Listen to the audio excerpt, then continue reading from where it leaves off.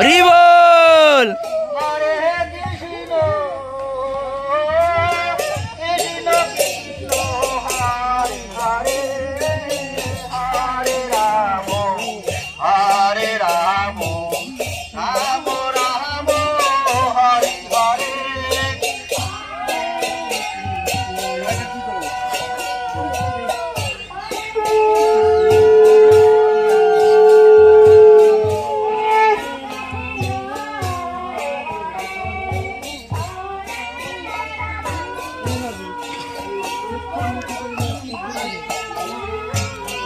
হরে রাম।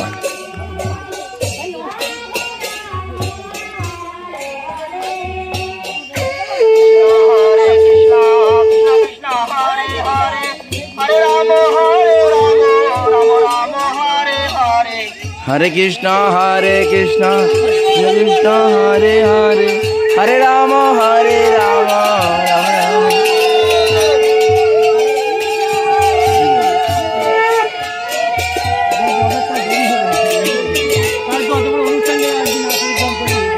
हरे कृष्णा कृष्ण कृष्ण हरे हरे हरे राम राम राम हरे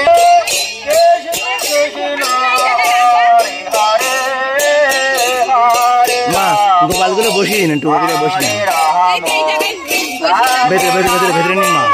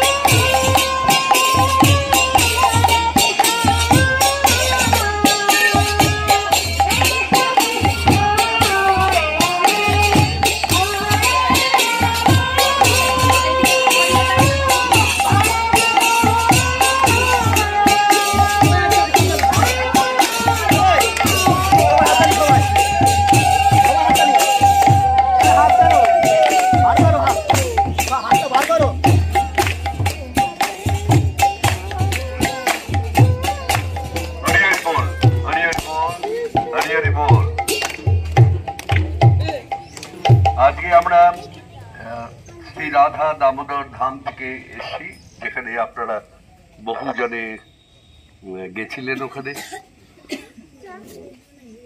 এই জায়গাটার প্রতি আমাদের একটা বিশেষ আকর্ষণ আছে, কারণ বহু বছর ধরে আমরা এইখানটায় আসছি। এটা হচ্ছে শিবের ধাম। শিব মানে হচ্ছে আনন্দ, শিব মানেই হচ্ছে মঙ্গল। দেবাদিদেব মহাদেব তিনি মঙ্গল বিধান করেন, সকলকে শান্তি প্রদান করেন। দেখতে অস্ত্র শস্ত্র নিয়ে উগ্র রাখলে কি হবে, ভেতরটা হচ্ছে খুব শান্ত। সেই জন্য তাকে আশুতোষ বলা হয়। আশুতোষ মানে যিনি সর্বদাই আনন্দে থাকেন।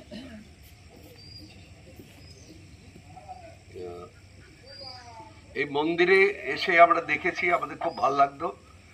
আমরা অনেক সমস্যা নিয়ে এখানে আসতাম, এখানে বসতাম, বসে এখানে আলোচনা করতাম এবং আমরা দেখতাম আমাদের অনেক কঠিন কঠিন সমস্যা এখানে এসে মিটে যেত। এই জায়গাটার পরিবেশটা এত শান্ত এবং মঙ্গলময়, এটা দেবাদিদেব মহাদেবের জন্যই, তার কৃপার জন্যই এটা সম্ভব। আর বিশেষ করে এই যে সরোবরটি আছে, এই সরোবর, এরকম শান্ত সরোবর খুব কম দেখা যায়। এই সরোবরের একটা মহিমা আছে, সেই জন্যই তার মহিমা কীর্তন করবার জন্যই মহাদেব এখানে প্রকটিত হয়েছে। আমাদের সকলে খুব আনন্দ হচ্ছে। আপনারা হাত জোড় করুন, আমরা একটু দেবাদিদেব মহাদেবের প্রণাম করব, তারপরে তার মানে যজ্ঞের মন্ত্রটি আমরা পাঠ করব। আপনারা সকলে পাঠ করবেন। हर हर महादेव की जय, हर हर महादेव की जय, देवादिदेव महादेव की जय, विश्वेश्वर महादेव की जय, त्रयंबकं महादेव की जय, कालेश्वर महादेव की जय। जय जय श्री राधे, जय जय श्री राधे, जय जय श्री राधे। हाथ जोड़ करे बोलুন সকলে। ओम नमो शिवाय शांताय कारणत्रय हेतवे निवेदयामि चतमानं तं गतिः परमेश्वर। ओम त्रयंबकं यजामहे सुगंधिं पुष्टिवर्धनम् उर्वारुकमिव बन्धनात् मृत्युर्मुक्ष्य मामृतात्। এই মৃত্যুঞ্জয় মন্ত্র বলা হয়। মৃত্যুর থেকে যখন মানুষ মৃত্যু যন্ত্রণায় কাতর হতে থাকে, যমরাজ পাশে এসে দাঁড়ায়, সেই বিভৎস রূপ শৃঙ্খল নিয়ে আসে। আমরা যেহেতু অনেক পাপ কর্ম করেছি এই জীবনে, সেই পাপের দণ্ড দেওয়ার জন্য যমরাজকে ভগবান শ্রীকৃষ্ণ নিযুক্ত করেছেন। আর যারা পাপ করেনি, অর্থাৎ যারা কৃষ্ণ নামে মাতোয়ারা হয়েছে, এই কলিযুগের সমস্ত উপদ্রব থাকা সত্ত্বেও, অশান্তি থাকা সত্ত্বেও যারা কৃষ্ণের নাম করেছে, যমরাজের কাছে বলা আছে তাদের কিন্তু ধরে নিয়ে যাবার অধিকার আপনার থাকবে না। একবারও অন্তত জীবনে যে হরিনাম করেছে তারকে দণ্ড দেওয়ার অধিকার কোনো দেবতাদের নেই, যমরাজেরও নেই। তারা সর্ব পাপ থেকে মুক্ত হয়ে তারা বৈকুণ্ঠ লোকে বা গোলক ধামে চলে যাবার অধিকারী হয়েছে। তাদের দেহ দেখে বুঝে যাবে না, মনে হবে সব বোধহয় সকলে যেরকম পাপ কর্ম করে তারা পাপ, কিন্তু যারা কৃষ্ণ নাম করে তাদের প্রতি মুহূর্তে পাপগুলো ভস্মীভূত হয়ে যায়। আগুন যেমন সমস্ত মানে পাপকে ভস্মীভূত করে দেয়, সেই রকমই আমাদের হরিনাম করলে পরে আমাদের সমস্ত পাপ থেকে আমরা মুক্ত হয়ে যাই। তো পাপ যদি না থাকে তাহলে যমরাজ নেবে কি করে আপনাকে? যমরাজ বসে থাকে যে একটা অন্তত পাপ করো যাতে আমরা নিয়ে যেতে পারি, কিন্তু যারা হরিনাম করে পাপ তাদের স্পর্শ করতে পারে না। পাপ তো এই জড়জগতে থাকলে করতে হয়, একেবারে ধোয়া তুলসী পাতা কেউ তো নয়, প্রত্যেককেই পাপ করতে হয়। দেবতারা পর্যন্ত করে থাকেন, দেবতারা পর্যন্ত ছলে বলে কৌশলে নিজেদের কাজটা আদায় করে নেয়। তা পাপ তো সকলকে এই জড়জগতে যখন আমরা এসেছি আমাদের পাপ করতেই হবে, কিন্তু আমাদের বুদ্ধিটা হচ্ছে এই পাপ থেকে কি করে মুক্তি পাওয়া যায়। আমাদের শাস্ত্রে বলছে সদ্গুরুর আশ্রয় গ্রহণ করে তাঁর আনুগত্যে সাধন ভজন প্রণালী মান্যতা দিয়ে যখন আমরা কৃষ্ণের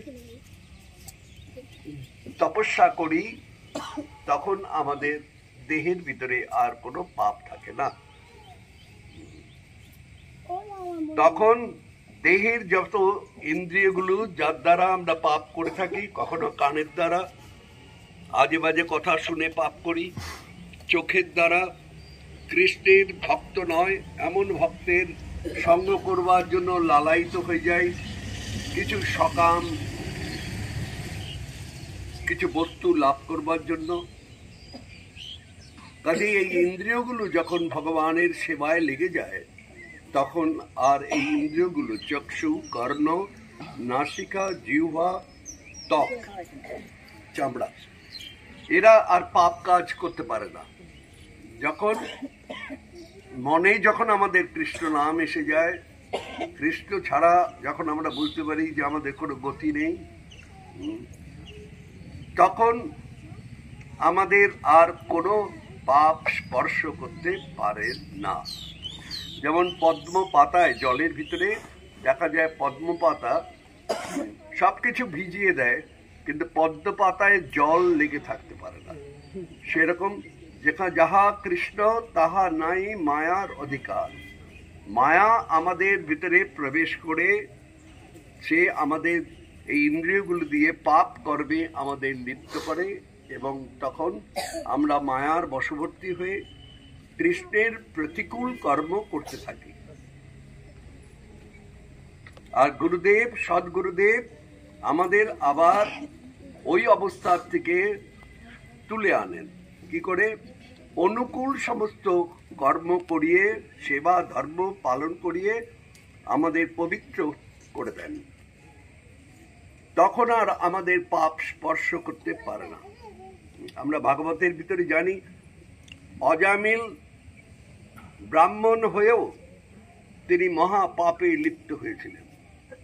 নিজের স্ত্রীকে ত্যাগ করে দিয়ে তিনি এক উল্টা রমণীর দৈহিক আকর্ষণে মত্ত হয়ে তিনি 10টি সন্তানের জন্ম দিয়েছিলেন। যেই সন্তান জগতের কোনো কল্যাণ করতে পারেনি, সন্তানই হয়েছে। কারণ অজামিল ব্রাহ্মণের ধর্ম পালন না করে তিনি বেশ্যার ধর্ম পালন করেছিলেন। সেই জন্য তার মৃত্যুর সময় যমরাজ এসেছিলেন তাকে নিয়ে যাবার জন্য। যেই মাত্র যমরাজ এসছে সঙ্গে সঙ্গে 4 জন বিষ্ণু দূত এসে গেছেন। সত্যের প্রতীক বিষ্ণু দূতরা এসে গেছেন ওইখানে। আসার পরে যমদূতরা বলছে আপনারা এখানে কেন এসছেন? আপনারা কারা? আমরা তো চিনি না আপনাদের। বলে আমাদের ভগবান বিষ্ণু পাঠিয়েছেন। আপনি চেনেন না, আপনার প্রভু যমরাজ আমাদের চেনেন। আপনারা এসছেন কেন? বলে ওনাকে উদ্ধার করবার জন্য। উনি উদ্ধার প্রাপ্ত, উদ্ধার হয়ে গেছে ওনার। বলে উদ্ধার হবে কি করে? উনি তো সারা জীবন ধরে প্রচুর পাপ কর্ম করেছেন। নিজের স্ত্রীকে অবজ্ঞা করে কুলটার রমণীর দৈহিক আকর্ষণে মত্ত হয়ে সে কত পাপ করেছে। তার প্রত্যেক দিন তিনি ব্রাহ্মণ হয়ে যজ্ঞ করতেন, সেই যজ্ঞ বন্ধ করেছেন, সমস্ত ধর্ম আচরণ বন্ধ করে দিয়েছিলেন। তা পাপ হলো না এটা? বলে আপনি কি জানেন যিনি উনি নারায়ণের নাম করেছিল? নারায়ণের নাম?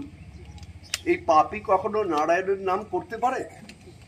বলে হ্যাঁ, উনি নারায়ণের নাম করেছিলেন, নারায়ণকে ডেকেছিলেন, সেই জন্যই তো আমরা এসেছি। আমরা নারায়ণের দূত। আমরা একে মুক্তি দেওয়ার জন্য আমরা এসেছি। যমরাজ যমের দূতরা বলছে এ কখনো সম্ভব হতে পারে না, পাপীর পাপ কখনো যেতে পারে না, তাকে ভুগতেই হয়। কাজে যমরাজের কাছে গিয়ে তাকে দণ্ড পেতেই হবে। বিষ্ণু দূতরা বলছেন না, কখনো হবে না। তিনি নারায়ণের নাম করেছেন। যমদূতরা জানতে পেরেছিলেন ওই নারায়ণের নাম কেন করেছিলেন। তার 10টি সন্তান ছিল। সর্বকনিষ্ঠ সন্তান, সবচেয়ে ছোট ছেলেটার একটা লোমশ মুনি বলে একজন মুনি ছিলেন। তার গায়ে এত লোম ছিল যে সব সময় তার চুলকনি পেত, খুব কষ্ট পেতেন, রক্ত বেরিয়ে যেত চুলকোতে চুলকোতে, খুব কষ্ট পেতেন। দেবাদিদেব মহাদেবের সঙ্গে একবার দর্শন হয়, বলেছিলেন দেবাদিদেব আমার এই কষ্টের থেকে আমি কি করে সাড়া পেতে পারি, আমি এই কষ্ট আমি সহ্য করতে পারছি না। বললেন যে আপনি যদি কোনো কর্মচণ্ডালের থেকে সেবা পেতে পারেন তাহলে আপনার এই কষ্ট দূর হতে পারে। কর্মচণ্ডাল, কর্মচণ্ডাল আবার কি? চণ্ডাল জানি, কর্মচণ্ডাল মানে কিছুতেই খুঁজে পাচ্ছে না। হ্যাঁ, শহরে গ্রামে খুঁজে খুঁজে একজনও কর্মচণ্ডাল পাচ্ছে না, কারণ তিনি নিজেও জানেন না কর্মচণ্ডালটা কি। চণ্ডাল জানি, কর্ম করার লোক জানি, কিন্তু কর্মচণ্ডালটা কি জিনিস? বলে ব্রাহ্মণ হয়েও যে চণ্ডালের প্রবৃত্তি স্বরূপ, যে চণ্ডালের মতো কর্ম করে সে হচ্ছে কর্মচণ্ডাল। যে ক্ষত্রিয় হয়ে ক্ষত্রিয় ধর্ম পালন না করে নারীর নির্যাতন সহ্য করে, সে হচ্ছে কর্মচণ্ডাল। শূদ্র হয়ে সে যদি ব্রাহ্মণ ক্ষত্রিয় বৈশ্যের সেবা না দেয়, না দিয়ে যদি নিজে ভোগ করে, তাহলে সে কর্মচণ্ডাল। ভগবান যাকে যেই নির্দিষ্ট কর্ম দিয়েছেন সেই কর্ম না করলে পরে অন্য কর্ম করে দেহ তৃপ্তির জন্য যদি সে করে তাহলে চণ্ডাল। গলায় পইতে থাকলে কি হবে? অজামিলের গলায় পইতে ছিল, রোজ তিনি যজ্ঞ করতেন, কিন্তু কর্মটা এমন করেছিলেন যে যার জন্য তাকে কর্মচণ্ডাল বলা হয়। লোমশ মুনি তখন সেই অজামিলের কাছে গিয়ে, সেই কর্মচণ্ডালের কাছে গিয়ে তার সেবা পেয়েছিলেন। মুনি তো মুনি, তপস্যা তো তার আছেই। অজামিল তাকে সেবা দিয়েছিলেন, তার ফলে অজামিলের যে বাচ্চা ছেলেটি সবচেয়ে কনিষ্ঠ পুত্র, সে ওই লোমশ মুনি আনন্দ পেয়ে, সেবায় আনন্দ পেয়ে তার নাম নারায়ণ রেখেছিলেন। তার নারায়ণ পুত্র তার খুব প্রিয় জন ছিল। অজামিল নারায়ণকে না দেখে থাকতে পারত না। সেই জন্য যমদূতরা বিষ্ণুদূতদের বোঝালেন যে উনি নারায়ণ চতুর্ভুজ নারায়ণকে ডাকেনি, উনি ডেকেছেন তার স্নেহের পুত্র নারায়ণকে ডেকেছেন, তার কনিষ্ঠ পুত্রকে। বিষ্ণুদূতরা বোঝাচ্ছেন যাই হোক, নারায়ণের নাম তো করেছেন, ছলে বলে কৌশলে কেউ যদি কৃষ্ণ নাম করে তার তো মঙ্গল হবে। কেউ যদি কণ্ঠী ধারণ করে, কেউ যদি তিলক ধারণ করে, কেউ যদি মালায় নাম করে, তার তো উপকার হবে। আর তার গুণের কথা তো ভগবানের কাছে পৌঁছে যায় গোলকধামেতে। ভগবান তার তপস্যায় কৃত হয়ে তাকে তো কৃপা করবেন। তাদের যমরাজ কখনো দণ্ড দিতে পারে না। কাজে যারা আপনারা নাম করেন, যারা যারা কিছু সময়ের জন্য রোজ নাম করেন, তাদের ভয় নেই, আপনাদের নিতে যমরাজ আসবে না। আপনাদের মৃত্যুর সময় স্বয়ং বিষ্ণু দূত আসবেন, নারায়ণের দূত, শঙ্খ চক্র পদাবৎধারী সেই বিষ্ণু দূতরা আসবেন আপনাকে রথে করে, স্বর্ণ রথে করে গোলকধামে নিয়ে যাওয়ার জন্য। নিতাই গৌর প্রেমানন্দ। হরি হরি বল। আপনাদের ভয় কেন?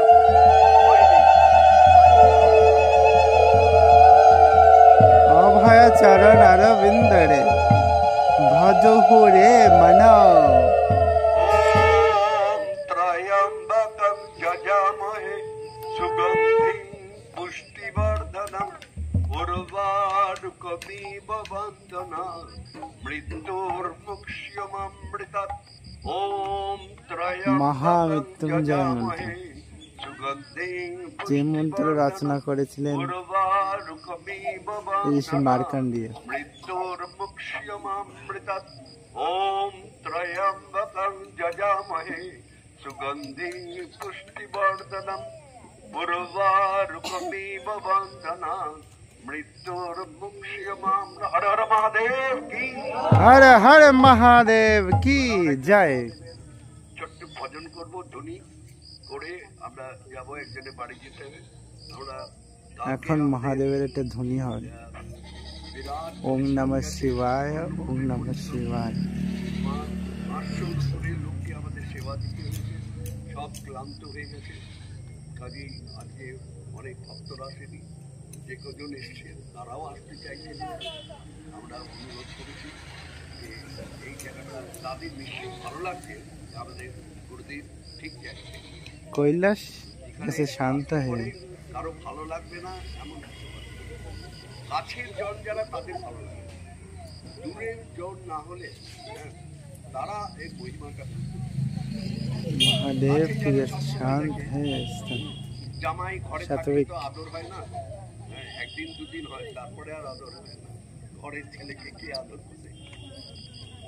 কিন্তু আমরা জানি এই মহিমা কি, মহাদেবের মহিমা।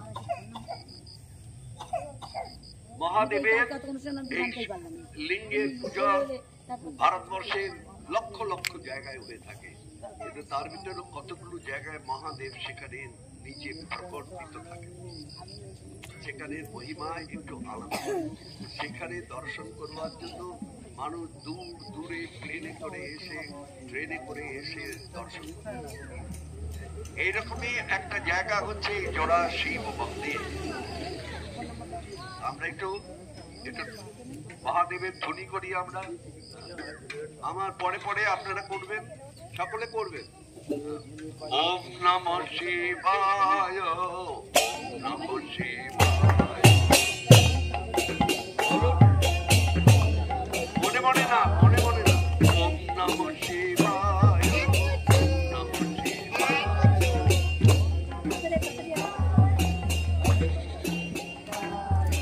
হর হর মহাদেব, নমঃ শিবায়।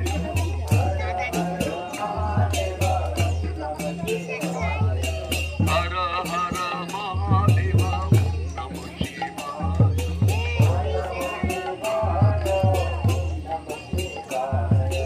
ওম নমঃ শিবায়, ওম নমঃ শিবায়, ওম নমঃ শিবায়, ওম নমঃ শিবায়। হর হর মহাদেব, ওম নমঃ শিবায়। কৈলাসপতি মহাদেব, ওম নমঃ শিবায়। কৈলাসপতি মহাদেব, ওম নমঃ শিবায়।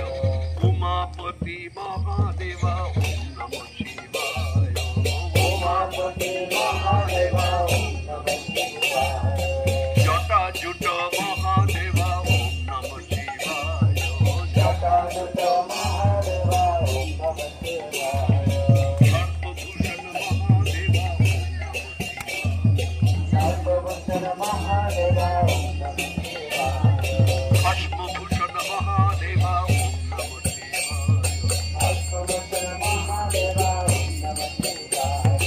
ওম নমঃ শিবায়, ওম নমঃ শিবায়, ওম নমঃ শিবায়, ওম নমঃ শিবায়। হর হর মহাদেব, ওম নমঃ শিবায়। এই মহাদেবের নাম করতে করতে আমরা কৈলাস যাচ্ছি। তো ওইরকম ভাবে ওই ভাব নিয়ে করতে হবে। এই সময় এসে গেছে ওই সময় কাবু হলে তো চলবে না, নতুন উদ্যোগে আরেকটু পা ব্যথা করছে, সব ব্যথা করছে, আবার একটু নতুন উদ্যোগে আবার খেতে হবে, সেরকম ভাবে করতে হবে। ওম নমঃ শিবায়, ওম নমঃ শিবায়,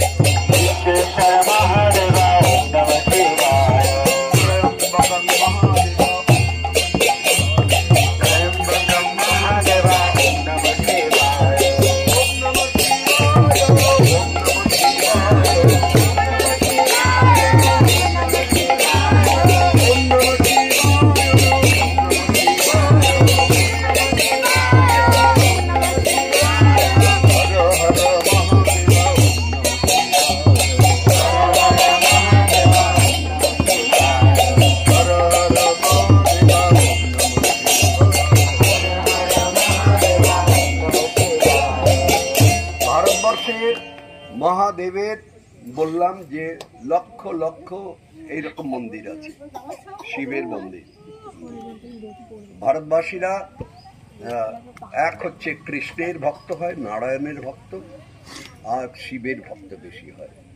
তারপরে মায়ের ভক্ত আছে, এই তিনটে ভক্ত বেশি। এক এক জায়গায় এক এক রকম প্রভাব পড়ে, সেই জায়গায় দেওয়া। পাহাড়ের দিকে দেখা যাবে যে মহাদেবের ভক্ত বেশি। আবার বৃন্দাবন এবং অন্যান্য স্থানে যেখানে সাত্ত্বিক ভাব আছে মানুষের ভিতরে, সেখানে কৃষ্ণের ভক্ত বেশি দেখা যায়, সাত্ত্বিক ভাব। যেখানে তমগুণের ভাব বেশি থাকে, কারণ মহাদেব হচ্ছে তমগুণে আশ্রিত, ভগবান তাকে এইভাবেই সৃষ্টি করেছেন। আমরা ভাগবতে পাই মহাদেব হচ্ছে ব্রহ্মার পুত্র। ব্রহ্মা কার পুত্র কে বলতে পারবে? ব্রহ্মাকেও তো কেউ সৃষ্টি করেছে। ব্রহ্মা আর ভগবান মানে কে? ভগবান তো সকলকে ভগবান বলা হয়। হ্যাঁ, বিষ্ণুর নাভির থেকে। বিষ্ণু আর কৃষ্ণ কিন্তু এক।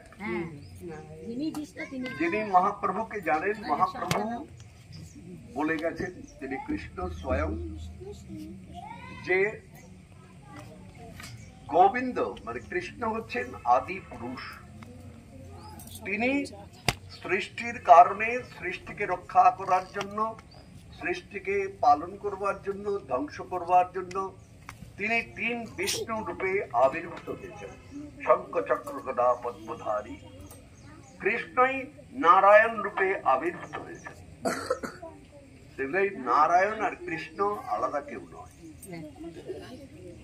আর কৃষ্ণ দ্বাপর যুগে এসছে বলে মাত্র 5000 5,500 বছরের মতো হয়েছে বলে কৃষ্ণ আদি নয় তা না, বলা হচ্ছে কৃষ্ণ অনাদিরাদির গোবিন্দম সর্ব কারণ কারণম। গোবিন্দই হচ্ছে সমস্ত কারণের কারণ। গোবিন্দকে না কৃষ্ণ, যিনি গো ব্রাহ্মণকে রক্ষা করেন, তিনি হচ্ছেন গোবিন্দ।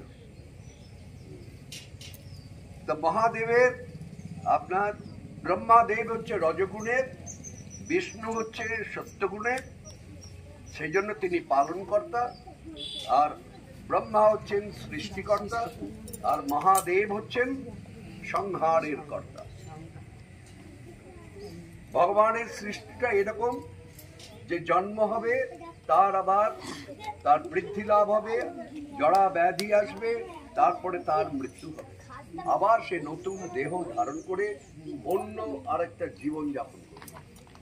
এই ভগবানের সৃষ্টি। ভগবানের সৃষ্টির ভিতরে সত্যগুণ যেরকম থাকবে, রজগুণও থাকবে, তমগুণও থাকবে। কেউ যদি মনে করে যে আমি তমগুণ রহিত, তমগুণ থাকবে না, এইরকম জগৎকে সৃষ্টি করব, সে পারবে? কারণ এটা ভগবানের ইচ্ছের থেকে হয়েছে। ভগবানের ইচ্ছাকে খণ্ডন করতে পারে। কেউ যদি বলে যে আমি জগতের প্রত্যেকটা লোককে নিরামিষ ভোজী করে দেব, পারবে সে? কোনোদিনও পারবে? কিছু লোককে পারবে, যে তার অধীনে আসবে তারটা পারবে, সকলেরটা পারবে। কারণ এটা ভগবানের সৃষ্টি। ভগবান একাধারে সত্যগুণ, রজগুণ এবং তমগুণ দিয়ে, তিনটি প্রকৃতি দিয়ে সকলকে সৃষ্টি করেছে। তবে মানুষকে জানতে হবে আমি তমগুণে কেন থাকবো, আমি খারাপ ছেলে হয়ে কেন থাকবো। মা সন্তানকে বলে তুই কেন খারাপ ছেলেদের সঙ্গে মিশবি, তুই ভালো ছেলেদের সঙ্গে মিশবি, ভালো রেজাল্ট করবি, হ্যাঁ, তাহলে ফার্স্ট সেকেন্ড বয় যারা তাদের সঙ্গে মিশবি, আস্তে আস্তে তোর উন্নতি হবে, তুই বড় চাকরি পাবি, তখন তোর অবস্থা অন্যরকম হয়ে যাবে। তা খারাপের থেকে ভালোর দিকে যেতে হবে। সেরকম যারা তমগুণে আশ্রিত যারা, তাদেরও আস্তে আস্তে রজগুণকে অতিক্রম করে সত্যগুণে আসতে হবে। আর সত্যগুণের সেবাই মানে কৃষ্ণের সেবা। বৈষ্ণবেরা আলাদা কিছু করে না, সকলকে চেষ্টা করে তমগুণ থেকে তাকে কি করে সত্যগুণে নিয়ে আসা যায়। কারণ সত্যগুণ হলে পরে তার সমস্ত গুণগুলো ভালো পথে যাবে, সে কৃষ্ণের ভক্ত হয়ে যাবে। তখন তাকে আর কোনো দেবলোকে যেতে হবে না, তাকে কোনো যমরাজের কাছেও যেতে হবে না। সে তখন গোলক বৃন্দাবন ধাম, সর্বোচ্চ ধাম, সেখানে বৈষ্ণবেরা এটাই চেষ্টা করে। বৈষ্ণবরা হরিনাম করে আপনাদের মাথা খারাপ করে না, আপনাদের পরম কল্যাণ করবার চেষ্টা। মহাদেবের 12টি বিখ্যাত লিঙ্গ স্থান আছে। আমরা সেই 12 লিঙ্গ আমরা একটু বর্ণনা করব।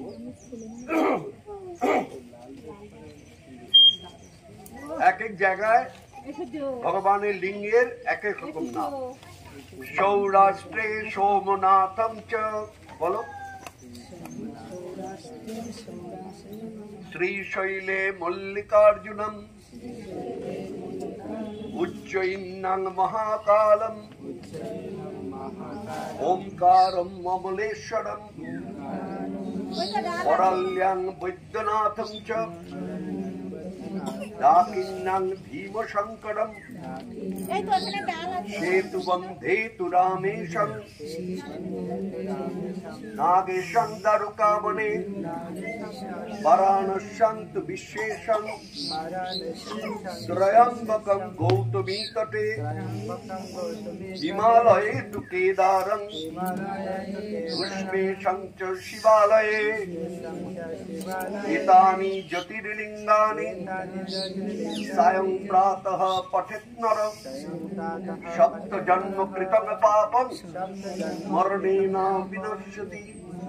যে ব্যক্তি সকালে এবং সন্ধ্যায় এই 12 লিঙ্গের সেবা করে, অর্থাৎ তাকে প্রণাম জানায়, তার কীর্তন করে, তাকে সপ্ত জন্মের পাপ তাকে বহন করতে হয় না। আগে এখন থেকে আরম্ভ করে 7 জন্ম আগে পর্যন্ত তুমি যে কর্মটা করেছো তাতে যে পাপ হয়েছে সেই পাপ তোমাকে বহন করতে হবে না। তার আগের পাপ কে দেবে? তাহলে মহাদেবের সীমিত ক্ষমতা। মহাদেব তোমার 7টা জন্মের পাপই হরণ করতে পারেন। ওর আগেরটা, তোমার তো আগে কোটি কোটি বছর জন্ম হয়েছে, তার পাপ কে দেবে? কৃষ্ণ বলছে অহং ত্বং সর্ব পাপেভ্যো মোক্ষয়িষ্যামি মা শুচঃ। তুমি ভয় পেও না, আমি তোমার অনন্ত কোটি জীবনের যে পাপ সঞ্চিত আছে সেই পাপ থেকে তোমাকে আমি মুক্ত করে দেব। তুমি আমার শরণাগত, তোমার ভয় নেই। আমি তোমাকে ধোঁকাবাজি দিয়ে টাকা পয়সা নিচ্ছি না, আমি তোমার ধোঁকাবাজি করছি না, আমি পরম সত্য কথা বলছি। যে এতেই তোমার পরম মঙ্গল হবে। অনন্ত কোটির জীব, কারণ পাপ কেউ কখনো খণ্ডন করতে পারে না। অনন্ত কোটি জীবনের পাপ একমাত্র পরমেশ্বর ভগবান কৃষ্ণই খণ্ডন। আমাদের খুব আনন্দ লাগলো। হ্যাঁ, এরকম একটা পরিবেশ কার না ভালো লাগে। জয় দামোদর। মহাদেবকে আমরা এখন একটু পরিক্রমা করে আমরা একটু বেরিয়ে যাবো। অনেককে জোর করে করে নিয়ে এসছি। জয় জয় শ্রী মহারাজের কথার দাম নেই।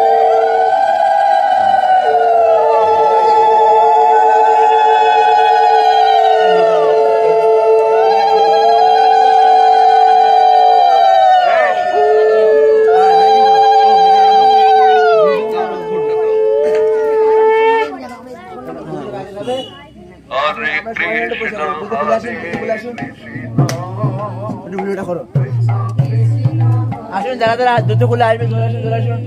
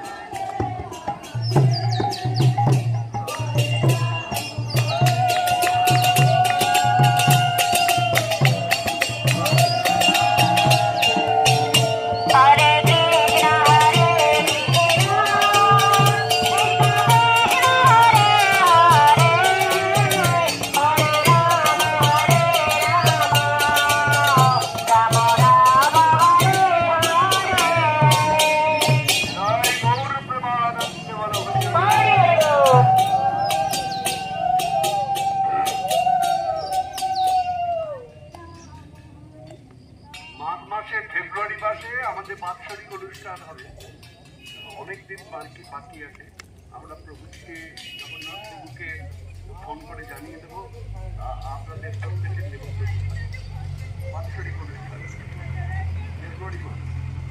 এটা নভেম্বর চলছে, ডিসেম্বর, জানুয়ারি, তারপরে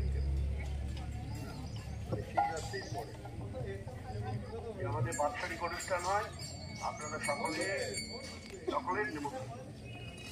ঠিক আছে, আপনাদের পদধূলিতে আমাদের ধাম যেন পবিত্র।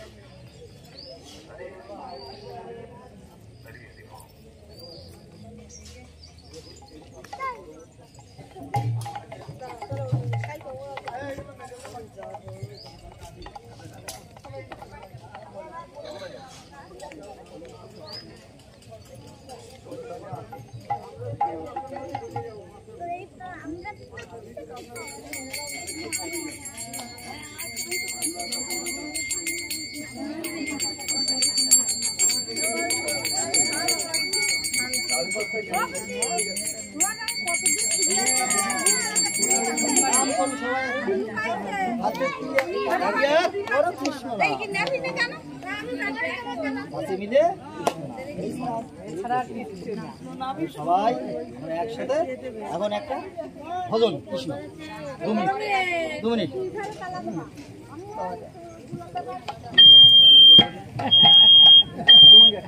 সবাই একসাথে হাতে তালি ওই শোনা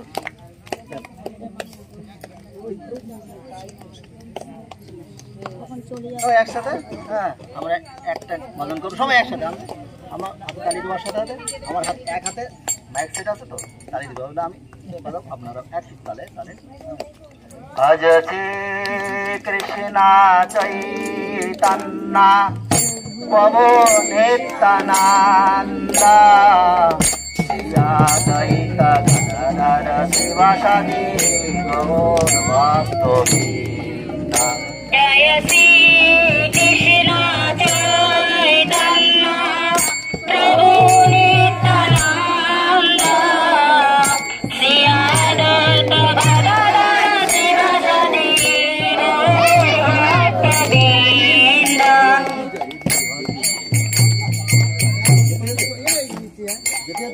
ঠিক আছে, চলো আমরা পথে ঘুরি। বাজাচ্ছে কৃষ্ণ চৈতন্য প্রভু নিত্যানন্দ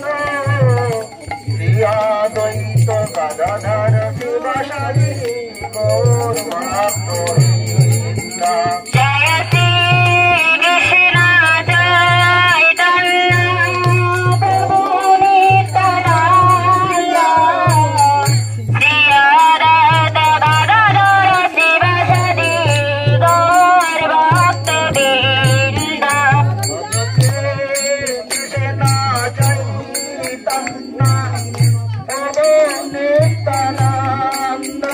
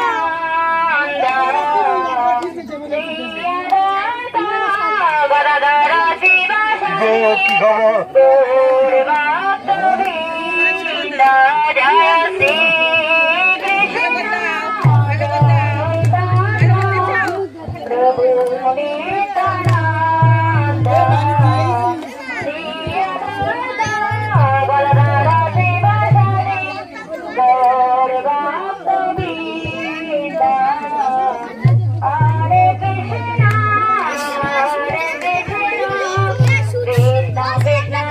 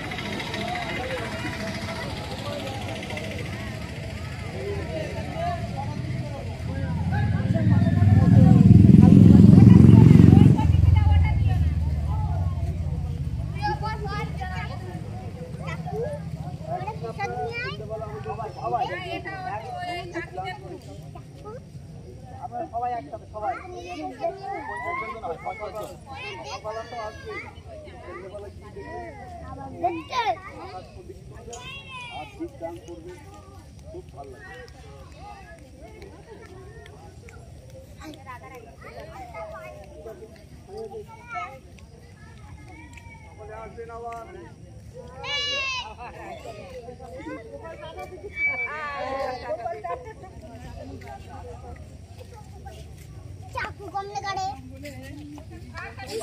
चाकू चाकू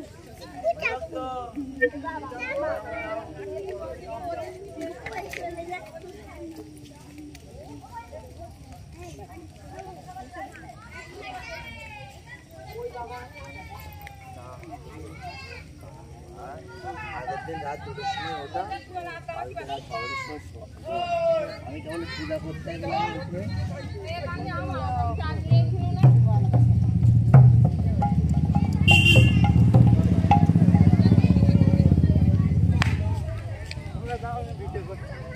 ও ভিডিও করছে না ভিডিও অফ করে রেখেছে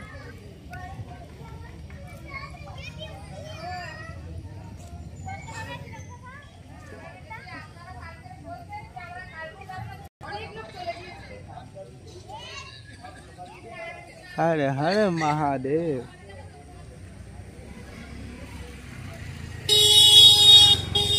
परमेश्वर महादेव